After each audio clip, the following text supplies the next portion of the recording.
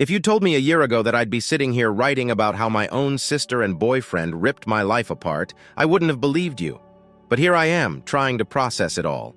My sister, Amanda, 25F, and I used to be incredibly close. We grew up sharing a room in our small house, and we talked about everything: boys, school, dreams for the future. She was always the creative, free-spirited one, into painting, music, and everything artsy. I was the bookworm, quiet and focused on academics.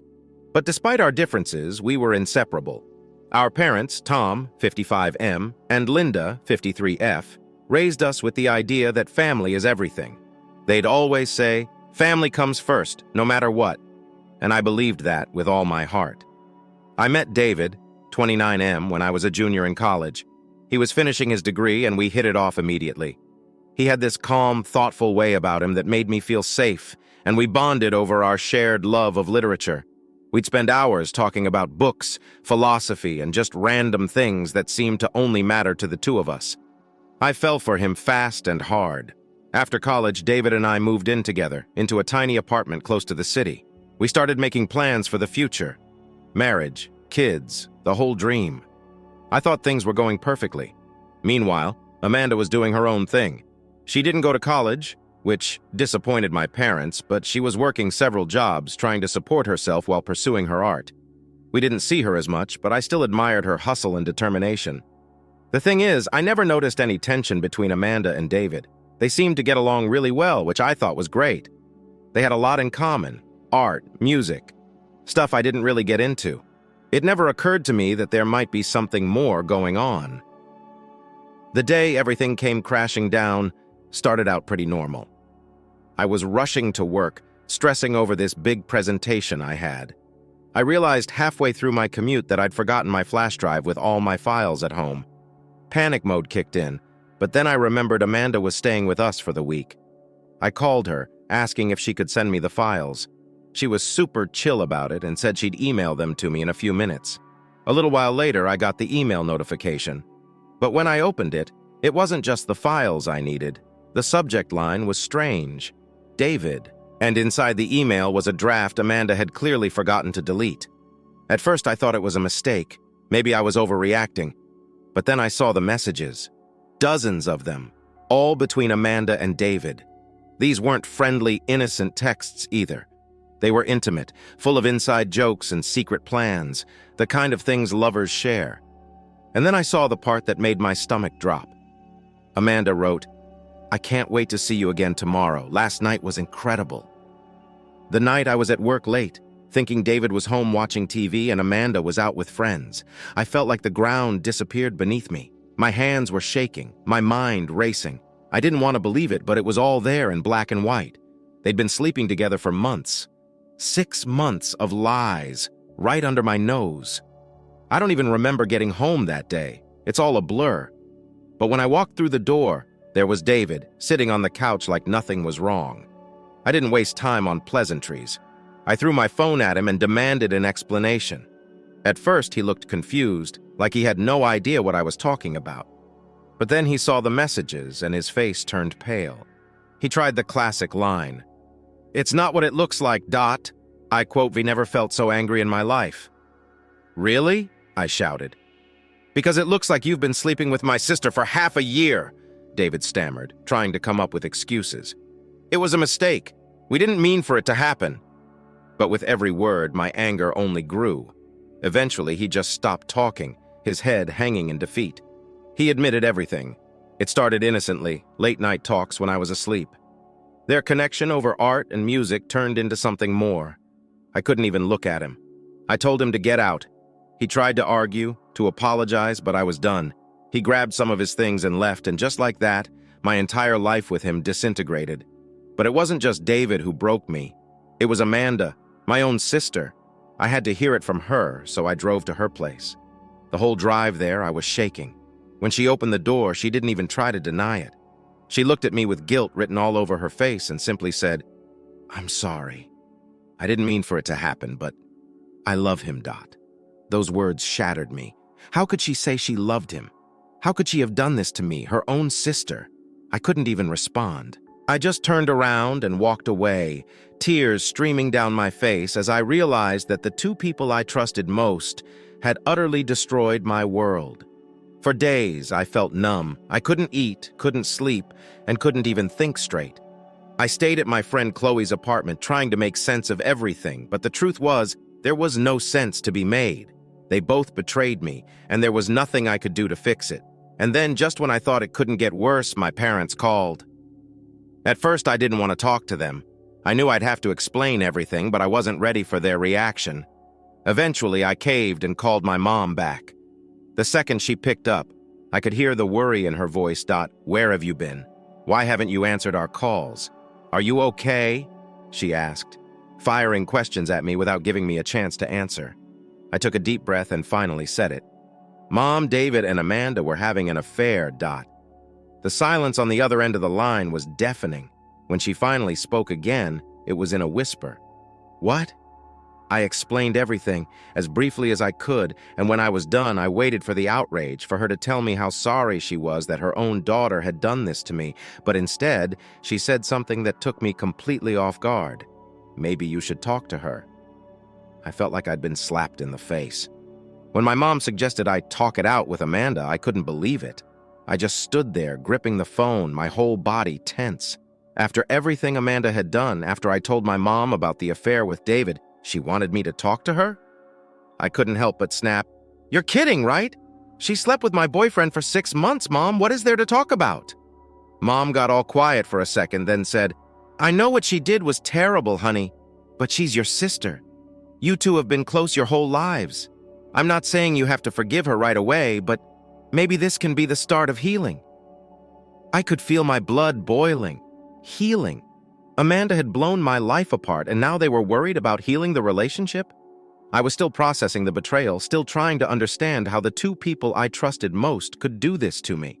And here was my mom, acting like Amanda and I just had some petty argument, like it could all be fixed with a conversation and an apology. It didn't stop there. My dad's voice came booming through the speaker. "What's all this about?" he asked, clearly having heard at least part of the conversation. I sighed, knowing I was going to have to go through it all again. So I did. I told him everything. How I found the messages, how Amanda and David had been sneaking around behind my back for half a year. By the time I finished, I felt like I'd been punched in the gut all over again. There was a long silence. I waited for the anger I expected from my dad, for him to defend me, to tell me how awful this all was. But instead, after what felt like forever, he finally said, That's rough, kid, but you know, family is family." I couldn't believe what I was hearing. Was he seriously about to give me the family is everything speech right now? "Dad," I said, my voice shaking with frustration, "she's not my sister anymore. She slept with David. She betrayed me. I don't know how to even look at her right now, let alone talk to her. He sighed like he was disappointed in me for not seeing things his way.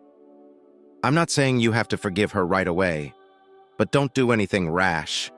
You might regret it later." I couldn't take it anymore. My parents were acting like this was some minor disagreement, like Amanda had stolen my favorite shirt and we just needed to talk it out. It was so much more than that, and they didn't seem to get it. They were worried about the family and keeping us all together, but what about me? What about the fact that my sister and my boyfriend had ripped my life apart? "I need space," I finally said, my voice barely holding together. "I'll talk to you later."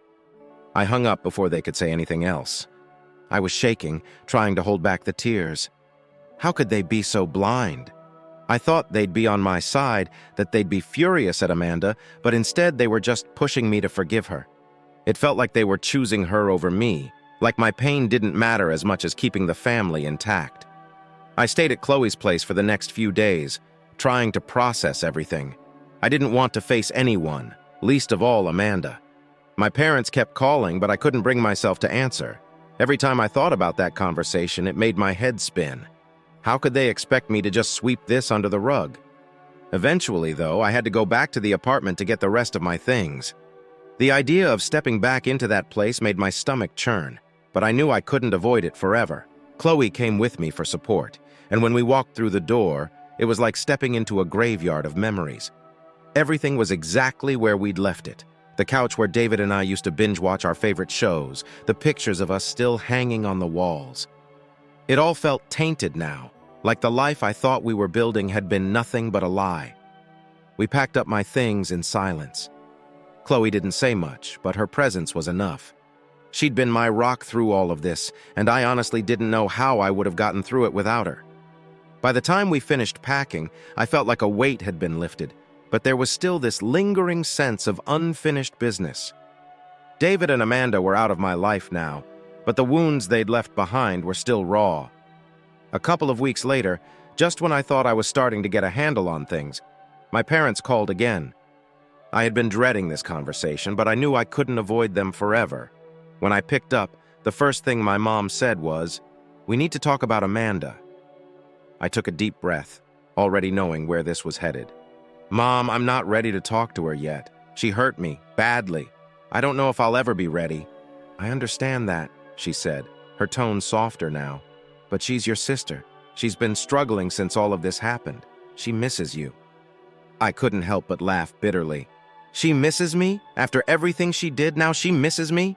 It sounded ridiculous.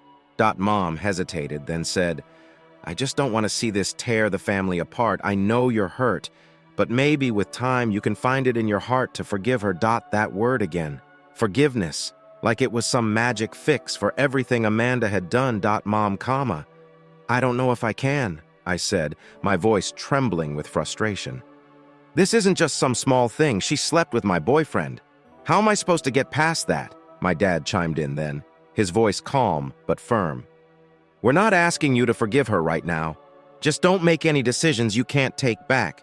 You and Amanda have always been close. We just don't want this to be the thing that ruins everything. Well, comma, maybe it already has," I said quietly. "Maybe there's no coming back from this. There was silence on the other end of the line, and I realized then that my parents weren't going to see things my way. They were still holding on to this idea of family, of fixing everything. But I wasn't ready for that. I wasn't sure if I ever would be. I thought things couldn't get worse after the last conversation with my parents, but of course I was wrong. Life has a way of throwing more at you when you're already down. After weeks of avoiding the subject, I finally had to face my parents again, and this time it was about the wedding. By then, I had started to move on. It wasn't easy, and some days were harder than others, but I was finding my footing again. I had thrown myself into planning my wedding with Mark, my now fiancé, and for the first time in a long time, I felt like things were looking up. We were picking out venues, tasting cakes, and going through all those little details that make wedding planning fun, even though it was also stressful. It was the kind of distraction I needed to help me heal. But of course, my parents weren't going to let me move on without dragging Amanda back into the picture. One afternoon, they came over to discuss the wedding guest list. I knew it was coming, the inevitable conversation about Amanda, but I was still hoping, somehow, that they'd let it go. I had made it clear from the start, Amanda wasn't invited. I wasn't ready, and maybe I'd never be ready. How could I have her at my wedding acting like nothing had happened when she was the one who shattered my world? But my parents, being my parents, didn't care much for boundaries. They sat down at the kitchen table with me, and I could tell from the look on their faces that they weren't there to talk about flowers or cake. My mom was the first to speak, her voice soft, but filled with that same underlying pressure I'd been feeling for weeks. "We've been thinking," she began, fidgeting with the guest list in front of her.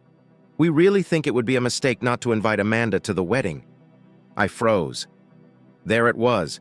The conversation I'd been dreading. Mom, comma, we've already talked about this, I said, trying to stay calm. "I'm not inviting her." My dad leaned forward, his tone more firm. "She's your sister. Don't you think it's time to try to work things out? This is your wedding. It should be a time for family to come together." I couldn't believe what I was hearing. For weeks, I had been clear about how I felt. I wasn't ready to forgive Amanda, and I definitely wasn't ready to have her at my wedding. But here they were, acting like my wedding was some sort of family reunion where I was supposed to magically patch things up with the person who hurt me the most.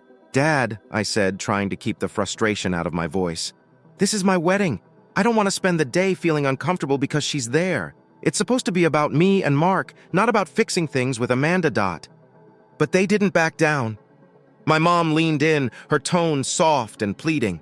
Sweetie, Amanda's been struggling. She regrets what happened, and this could be a chance to start fresh. We don't want this to tear the family apart. I could feel my patience slipping. This isn't about starting fresh, I snapped, unable to hold it in anymore. She slept with my boyfriend, Mom. It's not something I can just get over because it's convenient for a wedding. I'm not ready to forgive her, and I don't know if I ever will be. That's when things escalated. My dad crossed his arms and sighed, clearly frustrated that I wasn't bending. We're not saying you have to forgive her right away, he said, his voice harder now. But not inviting her to your wedding. Do you really want to make things worse? We're your parents, and we're telling you this is a mistake. I felt the anger rising in my chest. They weren't listening. It was like they cared more about having Amanda there than they did about how I felt. This wasn't about what I wanted or about what would make me happy on my wedding day. It was about keeping up appearances, about their idea of what family should be. I don't care if it makes things worse, I snapped, my voice shaking with frustration. This is about me and Mark, not Amanda. She lost the right to be part of my life when she did what she did, and then my mom dropped the bombshell that pushed me over the edge. If Amanda isn't invited, she said, her voice quiet but firm, we might have to reconsider attending the wedding ourselves. I stared at her, completely speechless. I couldn't believe what I was hearing. My own parents were giving me an ultimatum, either invite the sister who betrayed me or they wouldn't come to my wedding. You can't be serious, I said, my voice barely above a whisper. You're really telling me that you won't come to your own daughter's wedding because I won't invite Amanda? My dad didn't even blink. We're not saying we don't want to be there, he replied, but family is important. Amanda should be there, and we don't want to see our family divided like this. I couldn't believe it. My wedding day was supposed to be about me and Mark, about starting a new life together. But here they were, making it all about Amanda. They didn't care about how I felt or about the pain I was still trying to work through. All they cared about was keeping the family together, no matter what it cost me. And then they crossed a line I never thought they would. My mom cleared her throat, hesitating like she knew what she was about to say was going to hurt. We also think, she began, her voice unsteady, that maybe you should reconsider having Chloe in the wedding party. I just stared at her. What are you talking about? My dad jumped in, backing her up. We think there's complicated things between you and the family. She's been part of the reason you've distanced yourself from us, hasn't she? I couldn't believe what I was hearing. They were actually blaming Chloe, my best friend, the person who had been by my side through all of this, for making things worse. Chloe, who had supported me when my world came crashing down, was now the problem in their eyes. So let me get this straight, I said, my voice shaking with barely contained anger. You want me to invite Amanda, the person who betrayed me, but uninvite Chloe, the person who's actually been there for me through all of this? That's your solution? My mom had the nerve to look sad, like she was the one being hurt here. We just think it would help things go smoother, she said, her voice wavering. You and Amanda could try to rebuild, and Chloe, well, she's not family. That was it. I was done. No, I said, standing up, my hands trembling. Chloe is family. She's been more of a sister to me than Amanda ever was. If you're telling me I have to choose between inviting Amanda or having you at my wedding, then I guess you're not coming. They looked shocked, like they couldn't believe I was standing up to them. But I wasn't backing down. Not this time. This is my wedding, I continued, my voice firm. And I'm not going to invite someone who hurt me just to make you happy. If you can't respect that, then maybe you shouldn't be there. My mom started to cry, and my dad just shook his head in disappointment. But I didn't care anymore. I wasn't going to let them manipulate me into making my wedding day about Amanda. I was done trying to keep the peace. They left without saying much else, and after the door closed behind them, I just stood there, feeling a strange mix of sadness and relief. It hurt knowing they might not come, but at the same time, I felt free. Free to have the wedding I wanted with the people who actually cared about me and supported me. And honestly, that's all I needed. After my parents gave me that ultimatum, either invite Amanda or they wouldn't come, I knew there was no going back. I wasn't going to let them hold my wedding hostage. I'd made my decision, and if they couldn't respect it, that was on them, not me. Still, it hurt. I won't lie and say I didn't spend the next few days thinking they might come around, hoping deep down they'd realize how wrong they were. I sent out the wedding invitations, holding on to a small shred of hope that maybe, just maybe, they'd change their minds. But the RSVP deadline came and went, and I didn't hear a word from them. Not a call, not a text, not even a formal decline. Just silence. At that point, I knew I had to move forward without them. The closer we got to the wedding, the more I tried to focus on what mattered. Mark and I, starting our life together. It wasn't easy. There was always that lingering sadness that my parents weren't going to be there. But I had to push it aside, because this was my day. I wasn't going to let their absence ruin it. On the morning of the wedding, everything was perfect. The sun was shining, there was a light breeze, and the whole day had this peaceful, joyful energy about it. My bridesmaids, including Chloe, were there with me in the bridal suite, helping me get ready. We laughed, we joked, and for the first time in a while, I felt genuinely happy. There was no tension, no stress, just the excitement of marrying the person I loved. But I'd be lying if I said I didn't think about my parents. As I stood there in my dress, ready to walk down the aisle, a part of me kept glancing toward the entrance, hoping against hope that I'd see them walking in, maybe a little late, but still there. But they never showed up. When the ceremony started, that empty space where they should have been weighed on me. Walking down the aisle without my dad was tough, tougher than I'd expected. But then I saw Mark standing at the end, waiting for me. And suddenly all the pain of their absence started to fade. The look on his face, the love, the joy, made everything else melt away. This was about us, about our future, and nothing else mattered. The ceremony was beautiful. We wrote our own vows, and as we stood there surrounded by our friends and the people who truly cared about us, I felt a sense of peace. For the first time in a long time, I wasn't thinking about Amanda, about my parents, or about the betrayal. I was thinking about the life Mark and I were about to start together. The reception was just as amazing. We danced, we laughed, and we celebrated with the people who had been there for us through everything. Chloe gave the most incredible speech, and there wasn't a dry eye in the room. She talked about friendship, about loyalty, and about how Mark and I were made for each other. It was a reminder of what true support looks like, something my parents had failed to give me. By the time the night ended, I wasn't thinking about my parents anymore. Their absence no longer felt like a weight on my chest. It was their loss, not mine. I had surrounded myself with the people who mattered, the people who showed up for me, and that was more than enough. Mark and I left for our honeymoon the next day. We spent 2 weeks in a tropical paradise, just the two of us, completely disconnected from the drama that had clouded the months leading up to the wedding. It was everything we needed, a chance to breathe, to celebrate us, and to start this new chapter without any baggage weighing us down. But even in paradise, there was this small part of me that kept waiting for my phone to buzz, for a message from my parents.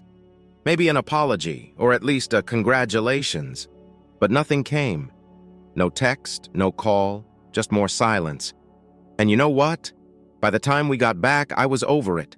I had spent so much time worrying about them, hoping they'd come around, but I realized something important while we were away. I didn't need their approval, their validation, or their presence to be happy. I had everything I needed with Mark, with Chloe, and with the friends who had become my family. So when we got home, I made a decision.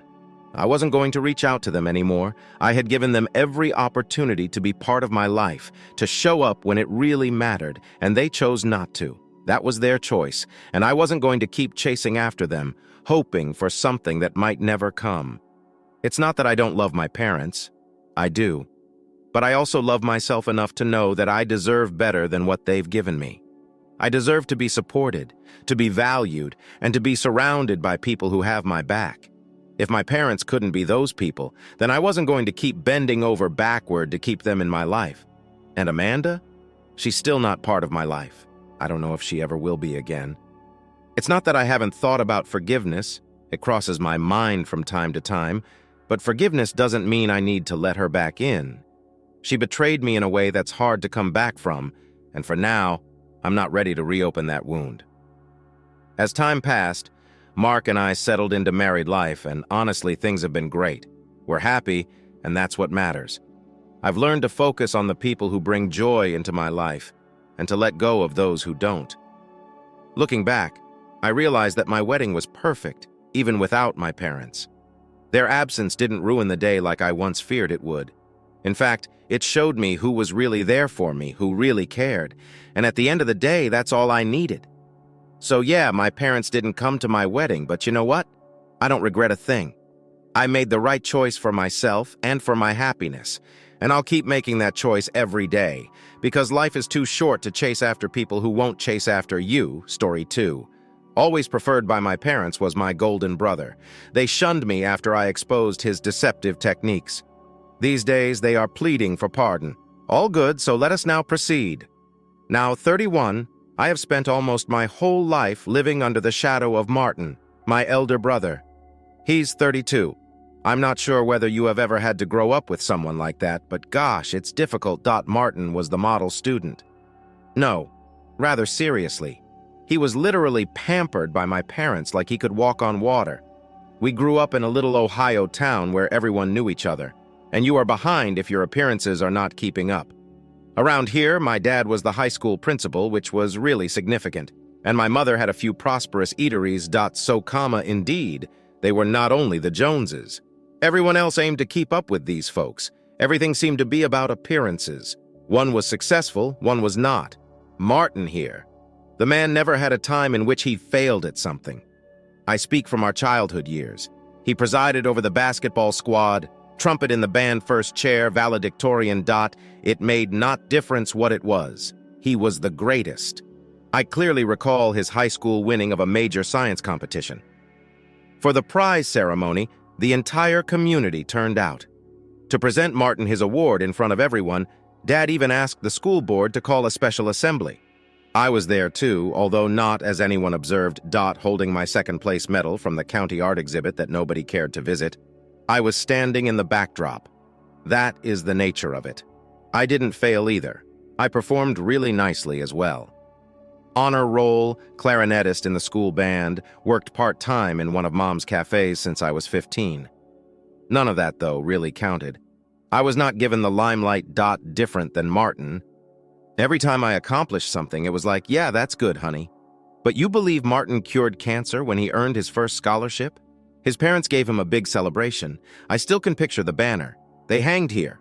Martin, congrats. Our next chief executive. Me. I was only there, clapping as usual. It grew worse as we grew older. Of course, Martin received a scholarship to Yale, while I ultimately attended a respectable state university. Nothing flashy, yet still a good education.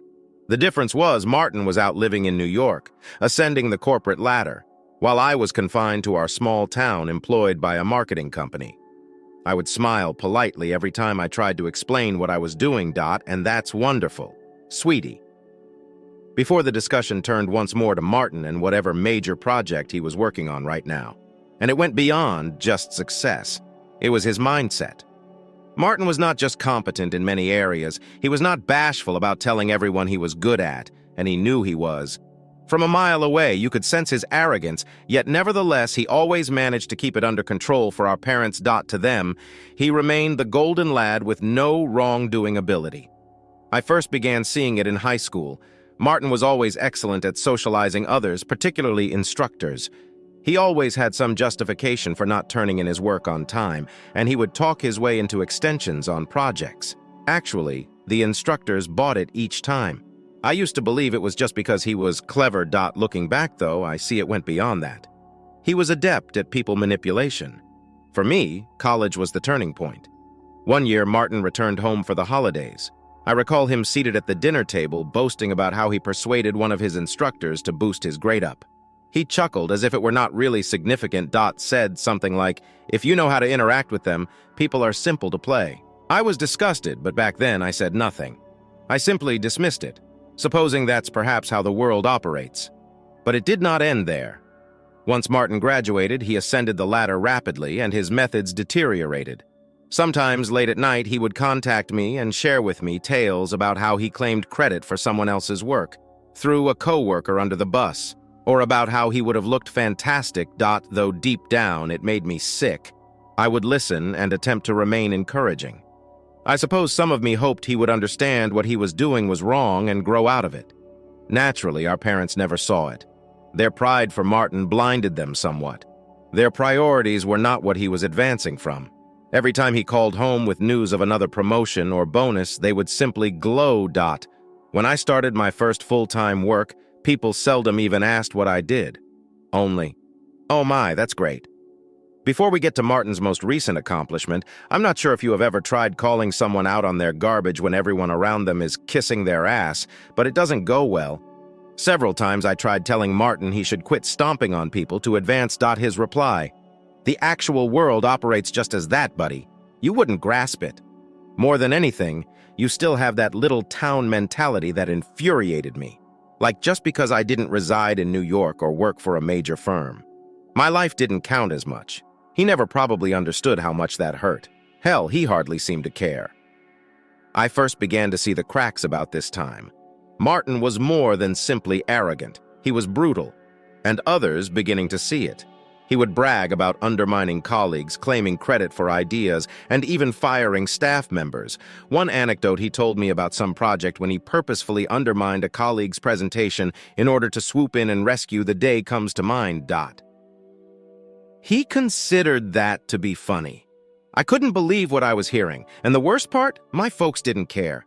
When I eventually attempted to talk to them about it, they accused me of being envious. "Maybe if you were more like your brother, you'd be more successful." Dad stated that hit me hard. All my life, I'd been striving to prove myself to them.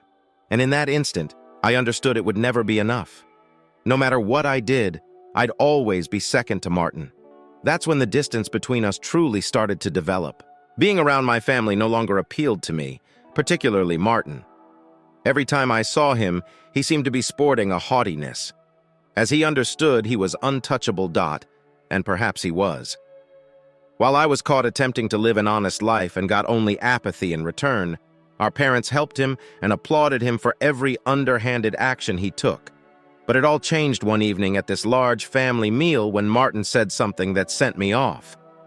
Though I'm not sure what passed over me, I knew I couldn't hold back anymore. Last year, then things approached a boiling point. Martin's major advance to top management was Mom and Dad obviously had to give him this big celebration. They invited almost everyone they knew and leased a whole banquet hall in town. Family, friends, folks I hadn't even seen since I graduated from high school.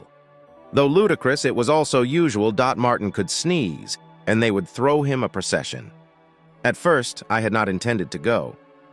I was over it. Being in the same room with everyone flitting around Martin like he was some sort of deity bored me. Then Mom phoned, almost asking me to be there.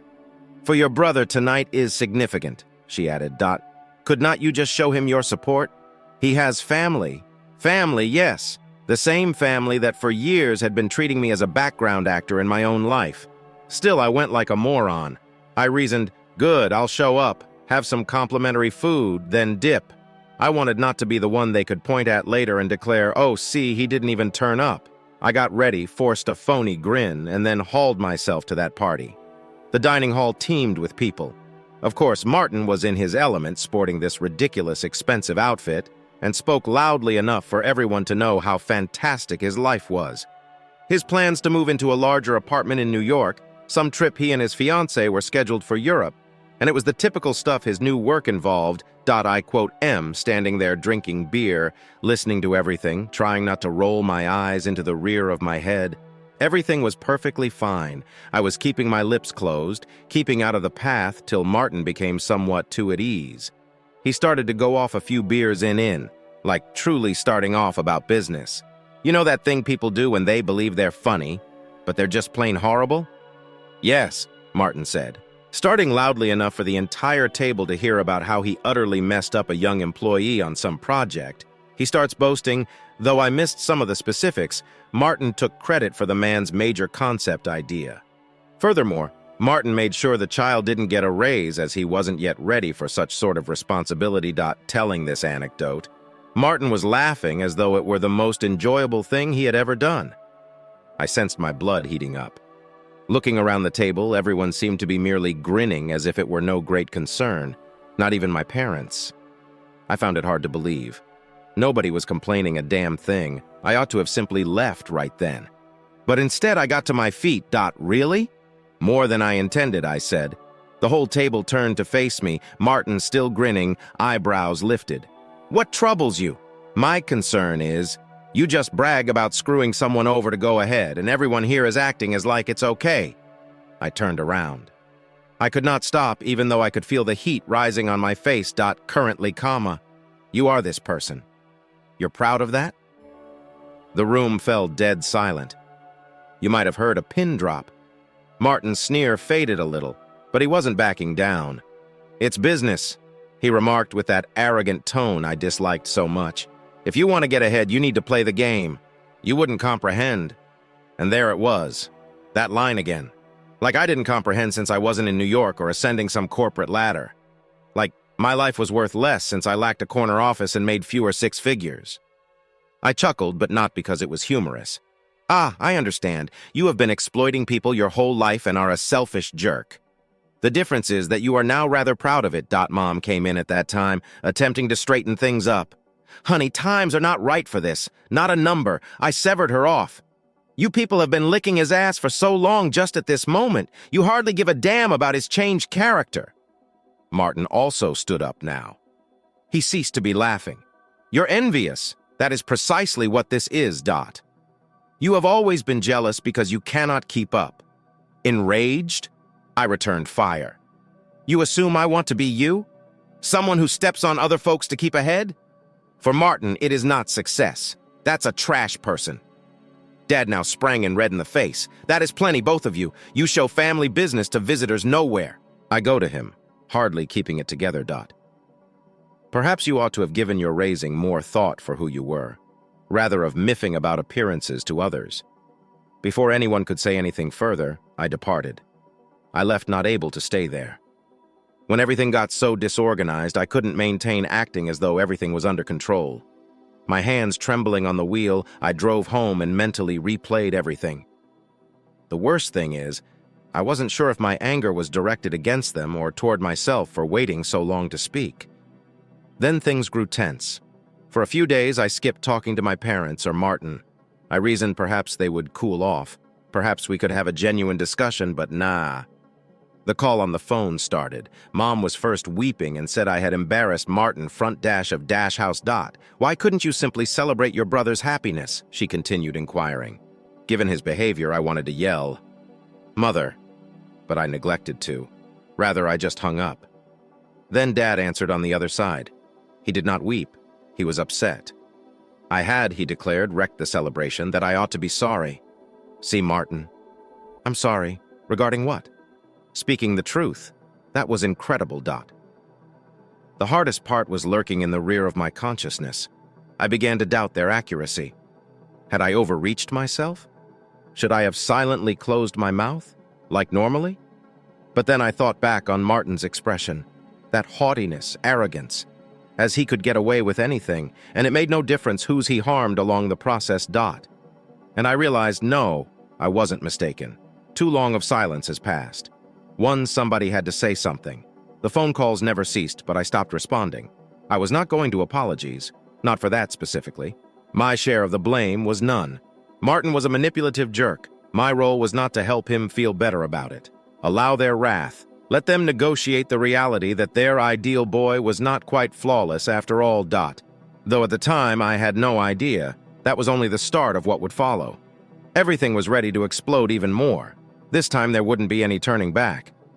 After the blowout at the party, I reasoned that things would settle off finally. Still, I was quite incorrect. I knew my family could be passionate, but I never anticipated what followed. For approximately a week following the whole affair, I avoided talking to my parents or Martin. This was okay with me. I reasoned perhaps they would take some time, consider a little, and come to see I wasn't entirely off about Martin being, well, a jerk. Indeed, yet it did not happen. One evening, I was simply lounging at home watching Netflix when my phone buzzed. Expecting it to be some spam call, I looked at it, but no, it was Martin. I paused momentarily before responding with the second I picked up. He was shouting already. You believe you could simply destroy my career and leave?" he yelled. I could hardly get one in. "What the devil are you referring to?" I asked, totally shocked. I had not taken any action. What then was he exactly accusing me of? "You've been chatting to others, sharing rumors about me at work." He vomited. "You despise me constantly. You're now attempting to screw me over as well. Not because you find it difficult to accept that I am more successful than you are." I became really perplexed. "To be honest, I have not communicated with anyone from your company. Martin is—" What the devil could I possibly say? "Oh, sort it," he gasped. "You have been giving Trevor information lately." Trevor worked with Martin among others. Though we were never tight or anything, I had seen him a few times at family stuff. Though Martin was sure I was attempting to undermine him, I had no idea where this was coming from. And to be honest, I wouldn't have known where to start messing him over at work, even if I detested his treatment of others. "Dude, I haven't spoken with Trevor or anyone else. I'm not sure what's going on with you," I remarked, trying to maintain cool, but my tolerance was running thin. "You're suspicious." He simply chuckled at this terrible, sour joke. "You were always the jealous small brother, weren't you? Good fortune attempting to pull me down. It's not going to work."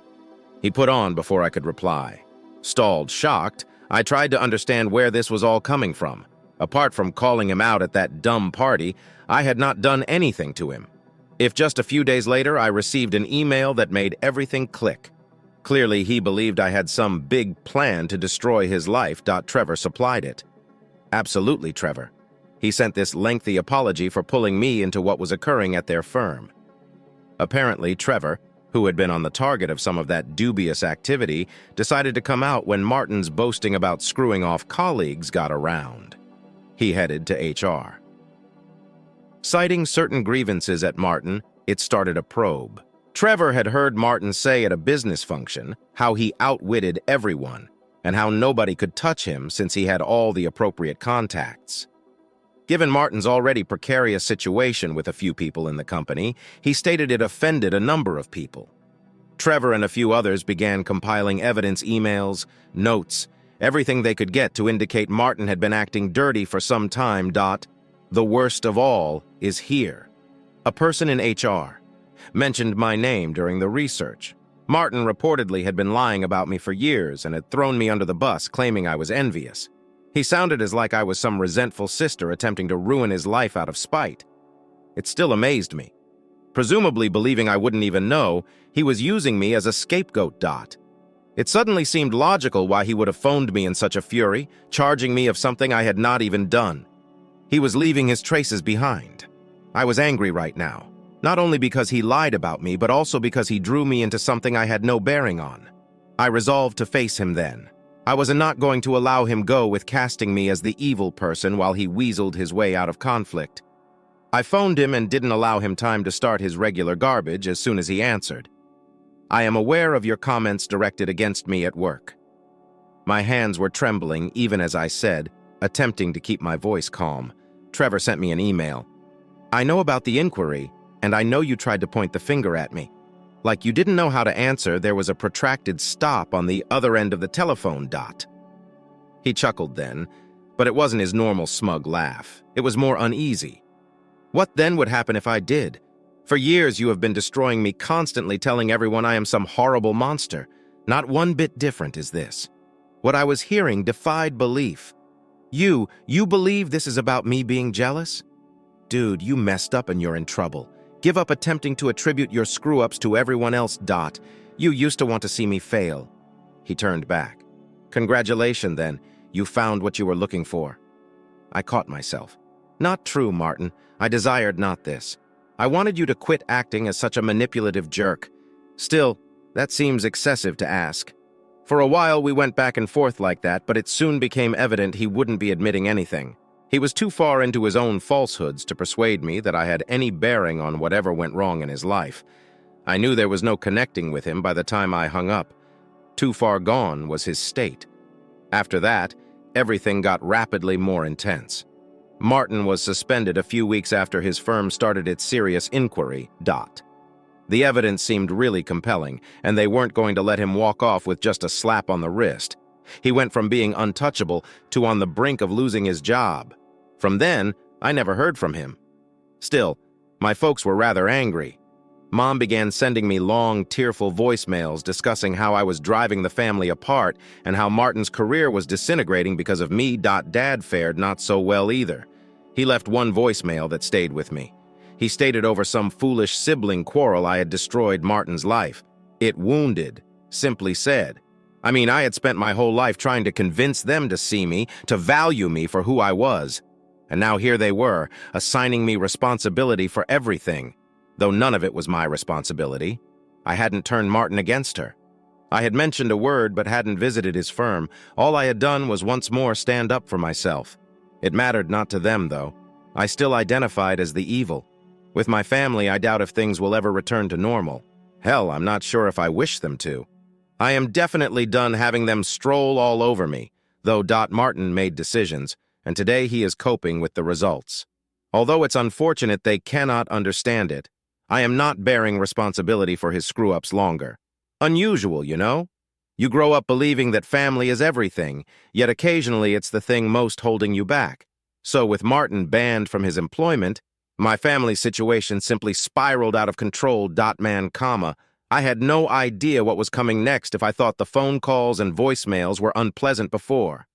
My parents entered into crisis mode, and I became the top focus for all their aggravation, not really sure how to characterize it. Mom would provide some fresh messages every single day. She would first be sobbing, expressing how much this had devastated the family and how Martin deserved nothing that happened to him. Not even an hour later, she would call once more, furious this time, screaming at me for destroying everything. "How could you treat your brother like this?" she asked again. Like I had single-handedly destroyed his whole existence. I tried ignoring it, but only on your phone can you hit ignore several times until it begins playing with your brain. With each buzz of the phone, my gut would not like this, nor was it just my mother. Dad entered into it as well. Though less emotive, his words were quite passive, hostile. He would leave these icy, clipped voicemails in which he would be like, "You should be embarrassed of yourself. You raised us better than this." Like, rather seriously, you raised me better than others.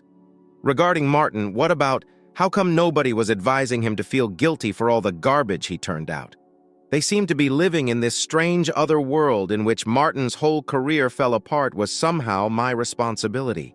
I failed to understand it. I stayed silent with HR. I didn't make him engage in all the dubious behavior that resulted in termination. But I was the one who set off the first domino in their view. It was horrible. My parents insisted on having a family sit down to sort things out at last. Though I wasn't happy about it, to be honest, part of me thought it may really help. They would at last see I wasn't the villain here if we all sat down and aired everything. Perhaps people would see Martin wasn't some perfect victim. Spoiler, it hardly followed at all. We gathered at my folks' place.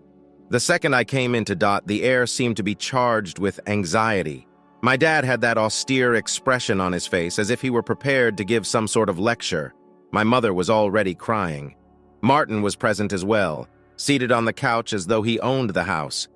He appeared not to be angry, he simply seemed haughty. Like he anticipated, this whole thing was going to turn in his advantage. I hardly sat down when Mom started talking about me. She was discussing how Martin's wrongful dismissal prevented him from finding a new career, how everything that had transpired was causing the family to disintegrate, and how Martin was struggling. Her voice quivering, she added, "You don't understand what you've done." I tried to remain composed. "I certainly did, Mom, I did nothing to him. Martin came to decisions of his own. You are aware then?" Still gassing, she shook her head. "However, you pushed it. You were not obliged to bring up all those topics throughout the celebration. You spared embarrassing him in front of everyone. What I was hearing defied belief. So what?" I was expected to remain silent and allow him continue to harass others over. "You believe that to be acceptable?" Dad then interrupted. He replied, leaning forward in his chair, "Not about right or wrong. It's about family here. You don't demolish your own family. First, you need to have come to us." Looking across to Martin, hoping he would at least acknowledge he had messed up, he simply sat there silently, seeing the entire thing play out like it was a performance. I started to snap. "Are you not serious?" Rising from my seat, I remarked, "This relates more than only family. This is about Martin being a selfish, manipulative jerk that you people protect regardless of what he does. You hardly give a damn about what he's done to other people either. You seem to have elevated him to a pinnacle where his actions are never, ever incorrect." At last, Martin chose to speak. My brother responded, his voice tinged with cynicism. "I'm not the one who wrecked his life. That qualifies me as the better sibling. His claims astounded me. The nerve in particular. You have been screwing people over for years. Now that it is coming up with you, you still attribute blame to others. You hardly give a damn either." Martin simply shook his head. "That's commercial. You could not understand. There was that. I could stand it no more." Rising, I went for the door. I glanced back to my parents, though, before I went. "You understand what truly is depressing? You folks cannot even see what is there in front of you. You don't give a damn about anybody else. You're just concerned in shielding Martin. Not me. Not the people. Rather, he's damaged. None. Indeed, if this family is disintegrating, you may want to consider who actually deserves blame." I then left, slamming the door behind me, and with that it was clear. The family gathered around was done. That evening, everything went quiet for a little before turning lifeless. Not more voicemails or phone calls. Though strange, I felt truly relieved. From all of them, Martin especially wanted space. I thought I was at last beginning to breathe once again. The quiet did not, however, persist indefinitely. It never does, correct? Around 1 month following that. Slink down. My parents wrote a letter to me right here. A letter instead of a call, which was already rather odd enough.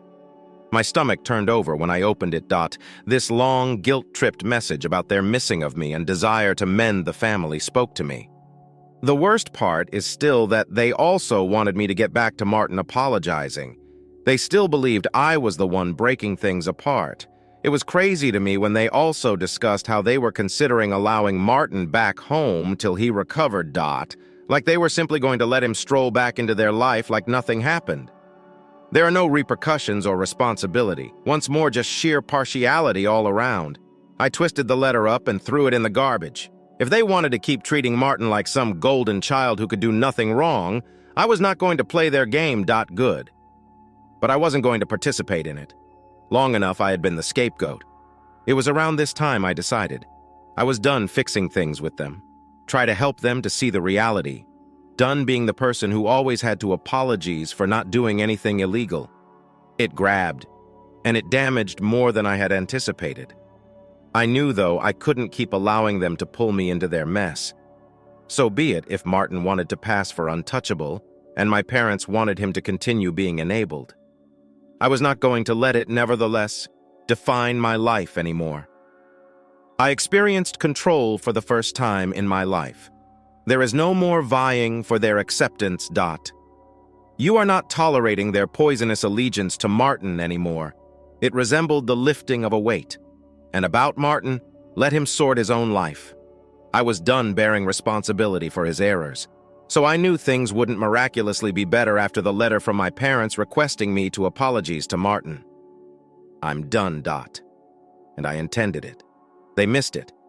They were not interested in getting it, and attempting to make them understand by hammering my head against a wall would have no effect. I had been striving so long for their acceptance. And in for what?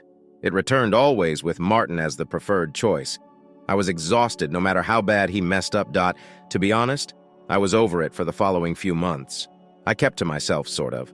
It wasn't like I had a great support system outside of my family, and the friends I did have didn't quite know what was going on. Really, how can you even explain to people that your brother screwed up his own life and yet you bear some responsibility?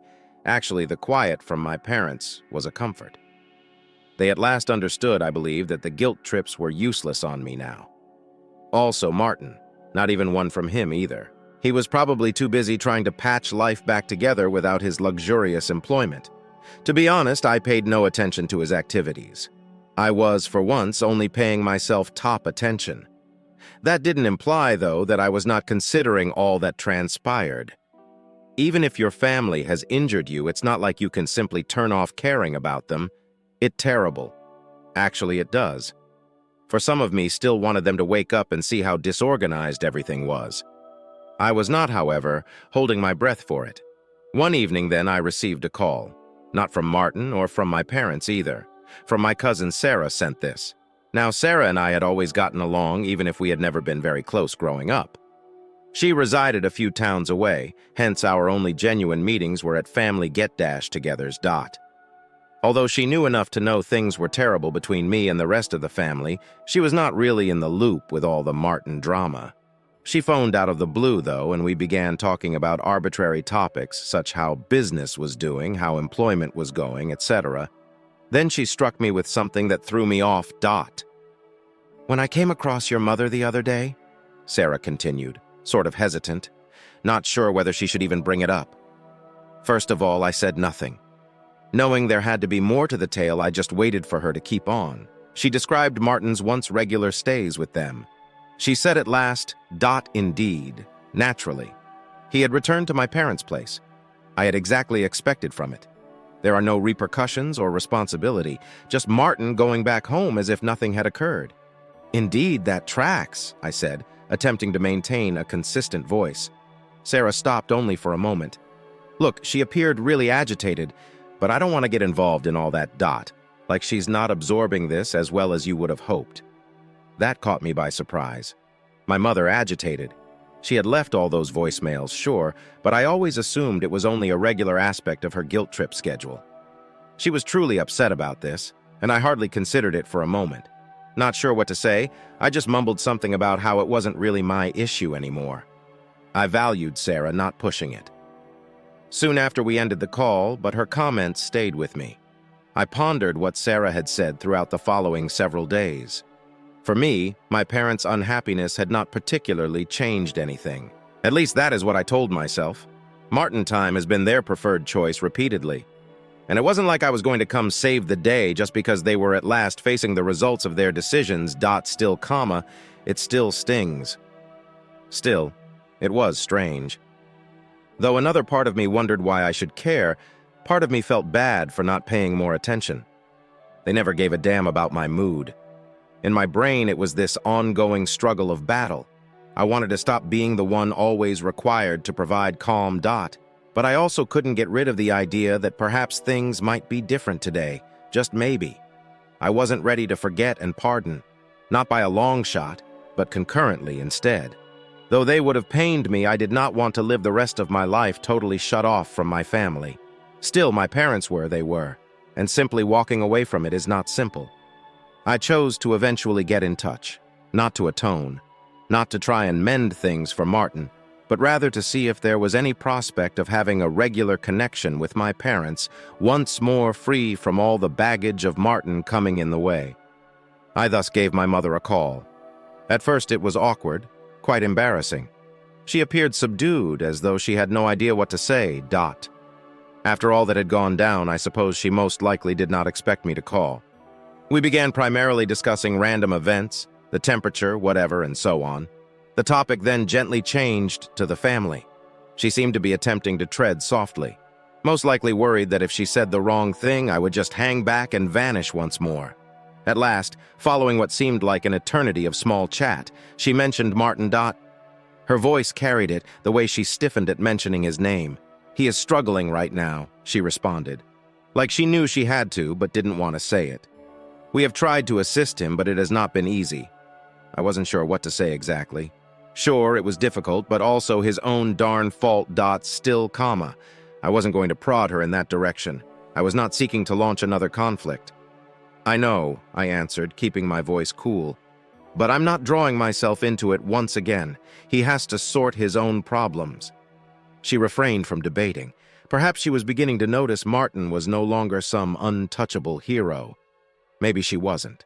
She neither pushed it any way. We spoke for a bit more, primarily about nothing significant.